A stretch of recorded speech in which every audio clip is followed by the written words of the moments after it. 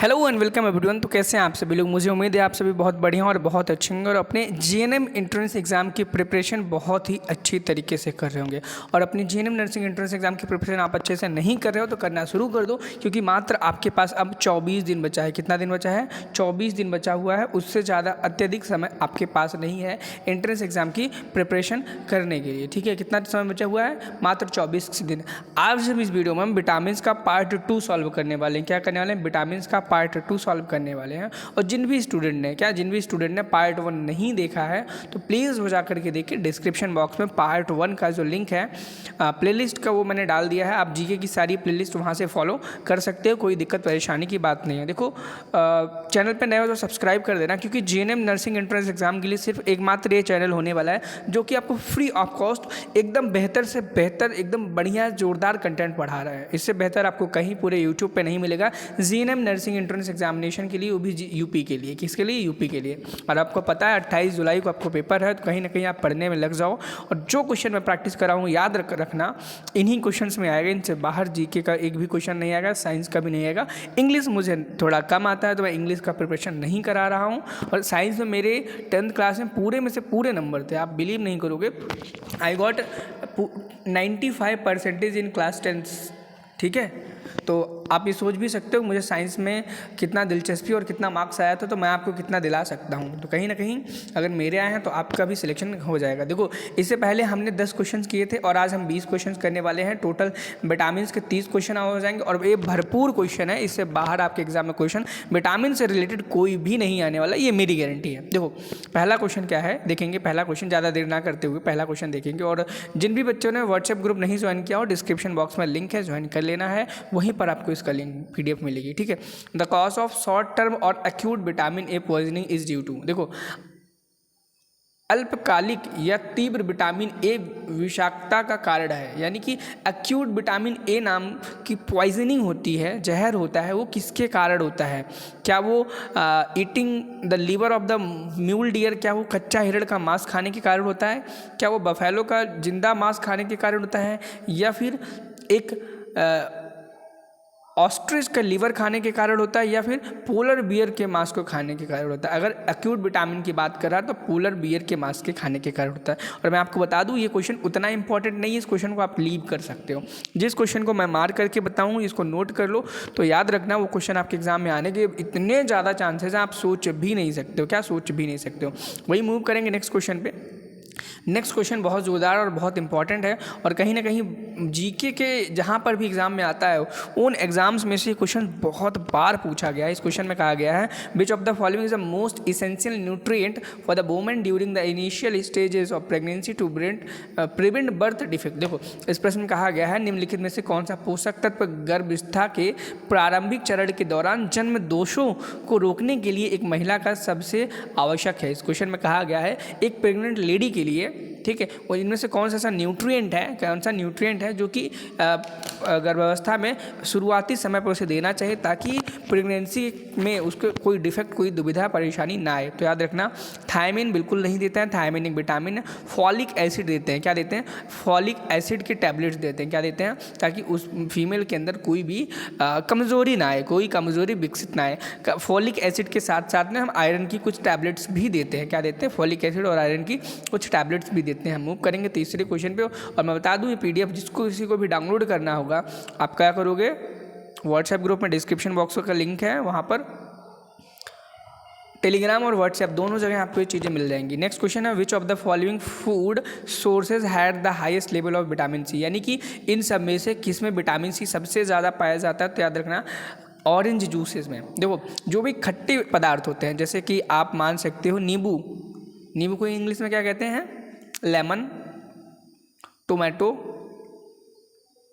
ठीक है, और ऑरेंज, ठीक है, इन सभी में, और गुआवा भी आप ऐड कर लो, इन सभी फलों में आपका विटामिन सी पाया जाता है। और विटामिन सी का केमिकल के नेम क्या होता है नेक्स्ट लास्ट वीडियो में मैंने बताया था पार्ट 1 में, और अगर आपको नहीं पता है तो जाओ पार्ट 1 को ज़रूर से ज़रूर देखो। वहाँ पे विटामिन्स के हमने साइंटिफिक नाम बताए थे और उन्हें याद करना बहुत ज़्यादा ज़रूरी है आपके लिए, क्या बहुत ज़्यादा ज़रूरी है, और पता करो। और इस वीडियो के कमेंट सेक्शन में बताओ विटामिन सी का साइंटिफिक क्या नाम था, वैज्ञानिक क्या नाम है, ठीक है। और इस टाइप के फ्रूट्स को हम सिट्रस फ्रूट बोलते हैं, क्या बोलते हैं, सिट्रस फ्रूट बोलते हैं। इस चीज़ को भी ध्यान रखना, दिमाग में रखना, एग्जाम में पूछा जा सकता है कि इस टाइप के फ्रूट्स को हम क्या कहते हैं, क्या कहते हैं, ठीक है। नेक्स्ट क्वेश्चन पे मूव करेंगे, देखेंगे नेक्स्ट क्वेश्चन क्या कहता है। अगला क्वेश्चन कहता है कि विच of the following vitamin, oh my God, ये बहुत ज़्यादा मतलब आप सोच भी नहीं सकते हो। अभी तक जितने भी क्वेश्चन कराए हैं मैंने उन सब में से सबसे इंपॉर्टेंट क्वेश्चन है। ये क्वेश्चन कहता है which of the following vitamin help in the blood clotting, यानी कि निम्नलिखित में से कौन सा विटामिन रक्त का थक्का जमाने में मदद करता है। जब कभी आप कट जाओ, आप देखते होगे थोड़ी देर बाद ब्लड आपका वहाँ से निकलना बंद हो जाता है, जम जाता है। वो जो जम जाता है कौन सा विटामिन होता है, वो जमने में मदद करता है। तो याद रखना विटामिन के, क्या विटामिन के ब्लड क्लॉटिंग में हेल्प करता है। और वहीं पर किसी प्रोटीन की बात की जाए तो फाइब्रिन प्रोटीन होता है जो इसमें हेल्प करता है। क्या करता है, फाइब्रिन होता है जो इसमें हेल्प करता है, ठीक है। और अगला क्वेश्चन भी बहुत इंपॉर्टेंट है जिसके बारे में मैं आपको कल बता चुका हूँ। इस क्वेश्चन में बोला गया है which is the leading cause of blindness in the children world wide, यानी कि विश्व भर में बच्चों में अंधेपन का प्रमुख कारण कौन सा विटामिन है। क्या वो ग्लूकोमा है, कैटरैक्ट है, कलर ब्लाइंडनेस है, विटामिन ए डेफिशिएंसी। तो आपका जो कलर ब्लाइंडनेस का जो प्रॉब्लम है वो किसके कारण होता है, विटामिन ए की डेफिशिएंसी यानी कि कमी के कारण होता है। ये चीज़ मैं आपको पिछले वीडियोज़ में भी बता चुका हूँ। ये चीज़ को ध्यान रखना, आपके एग्जाम में आने के बहुत ही ज़्यादा चांसेस हैं इस बात के। इस क्वेश्चन को भी रिपीट होने के चांसेस हैं। Next question which of the following vitamin oh, ये क्वेश्चन भी मैं आपको बता चुका हूँ। लास्ट वीडियो में मैंने बताया था कि आपका जो बेरी नाम की एक डिजीज़ होती है, क्या बेरी नाम की डिजीज़ होती है, वो किस विटामिन की डेफिशिएंसी यानी कि किस विटामिन की कमी के कारण होता है, किस विटामिन की कमी के कारण होता है। तो किस विटामिन की कमी के कारण होता है, मैंने क्या बताया था आपको, विटामिन B1, ठीक है, विटामिन B1। नेक्स्ट क्वेश्चन पे मूव करेंगे। नेक्स्ट क्वेश्चन कहता है which is the most likely to develop scurvy disease. देखो which is the most likely to develop scurvy a vitamin a C deficiency, scurvy रोग होने की सबसे अधिक संभावना किससे होती है, विटामिन सी की कमी से या होती है ना। तो वही आपसे पूछा गया है। अब देखेंगे यहाँ पे ऑप्शन में आपको क्या दिया गया है। क्या एक प्रेग्नेंट वुमेन के अंदर स्कर्वी होने के चांसेस सबसे ज़्यादा रहते हैं, मालन्यूट्रिएंट कुपोषित बच्चे के अंदर लंबे समय तक शराब पीने से, भोजन विकार, एनोरेक्सिया नर्वोसा से ग्रस्त व्यक्ति के अंदर। तो याद रखना ए लॉन्ग टर्म अल्कोहलिक, जो व्यक्ति शराब ज़्यादा पीता होगा उसके अंदर स्कर्वी नाम की डिजीज़ होने के चांसेस सबसे ज़्यादा है। नेक्स्ट क्वेश्चन पे मूव करेंगे। ये क्वेश्चन इतना इच्छा नहीं था, इच्छा बोल रहा हूँ, अच्छा इच्छा नहीं, अच्छा क्या, अच्छा ठीक है। अगला क्वेश्चन ये बहुत ज़ोरदार है। ये क्वेश्चन कहता है कि इनमें से ऐसा कौन सा पिगमेंट है, which of the following vitamin है function as a both hormone and visual pigment, यानी कि इनमें से ऐसा कौन सा विटामिन है जो कि विजुअल का मतलब होता है देखने में मदद करने वाला है। क्या देखने में मदद करने में भी आपका हेल्प करता है और साथ में और हार्मोन का भी काम करता है। तो याद रखना रेटिनल, और रेटिनल किस में पाया जाता है, विटामिन ए में पाया जाता है। किस में पाया जाता है, जो कि किससे हमें मदद करता है बाहर निकलने में, नाइट ब्लाइंडनेस। क्या, नाइट ब्लाइंडनेस, ध्यान रखना कलर ब्लाइंडनेस नहीं कर देना है, ठीक है। नाइट ब्लाइंडनेस जिसे रतौंधी बोलते हैं या अंधापन भी आप इसे बोल सकते हैं। क्वेश्चन नंबर 9 है। क्वेश्चन नंबर 9 इतना अच्छा क्वेश्चन नहीं से हम लीव कर देते हैं। सॉरी ये क्या हो रहा है, अरे शायद पिन टैब की वजह से हो रहा है, सॉरी उसके लिए, ठीक है। क्वेश्चन नंबर 9 पे हमसे 9 भी मैंने कहा अच्छा क्वेश्चन नहीं है। हाँ देखो, कल मैंने आपको फैट सॉल्युबल और वाटर सॉल्युबल के एग्जांपल्स बताए थे, और जिन भी स्टूडेंट्स को नहीं पता है जाओ उस वीडियो को देखो, क्योंकि फैट सॉल्युबल और ये बहुत ज़्यादा इंपॉर्टेंट है, हर एग्जाम में पूछे जाते हैं। कल देखो मैंने वाटर सॉल्युबल आपको बता दिया था, लेकिन फैट सॉल्युबल बताया था, उसकी ट्रिक बताई थी, और ट्रिक भी आपको नहीं पता तो जाओ उस वीडियो में देखो, डिस्क्रिप्शन बॉक्स में प्लेलिस्ट का लिंक है, ठीक है।